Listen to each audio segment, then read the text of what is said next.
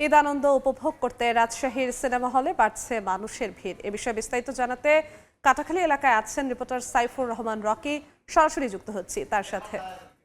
Rocky,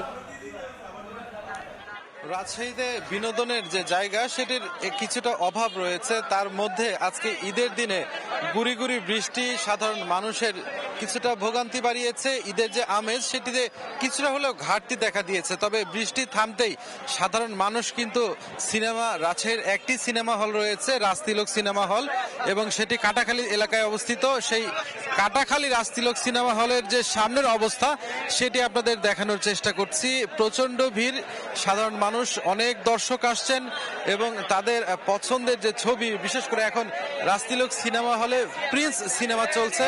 আপনারা দেখতেই পাচ্ছেন সাধারণ দর্শক, যেখানে 6টা থেকে শো শুরু হওয়ার কথা সেখানে এখনো টিকিট বিক্রি করা শেষ করতে পারেনি।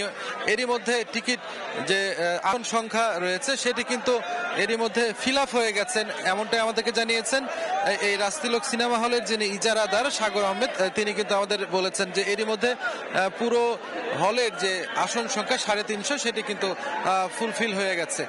আপনারা বুঝতেই পারছেন কি পরিমাণ ভিড় রয়েছে। সাধারণ মানুষ সিনেমা দেখার জন্য তারা পাগল হয়ে আছেন। বিশেষ করে তারা অনেকেরই পছন্দের নায়ক সাকিব খান এবং সাকিব খানের যে প্রিন্স সিনেমা চলছে সেটি দেখার জন্য আসলে তারা একেবারে উন্মুখ হয়ে আছেন।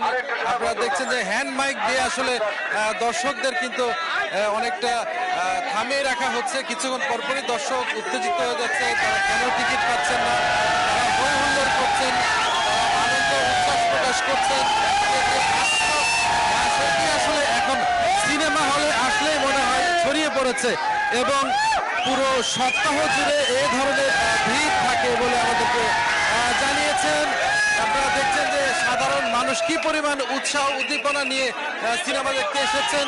অনেকে কিন্তু আমরা ভেতরে দেখেছি পরিবার পরিজন সহ এসেছেন, তবে বেশিরভাগই এসেছেন বন্ধুদের সাথে নিয়ে। এবং আপনারা জানেন যে প্রতিদিন 4টা করে শো এখানে কিন্তু চলে, দুপুর 12টা থেকে শুরু হয়ে। তো এই ছিল আমার কাছে রাজশাহীর রাজতিলক সিনেমা হলের সামনে থেকে সর্বশেষ। রাজশাহী থেকে সরাসরি যুক্ত হয়েছিলেন সহকর্মী সাইফুর রহমান রকি।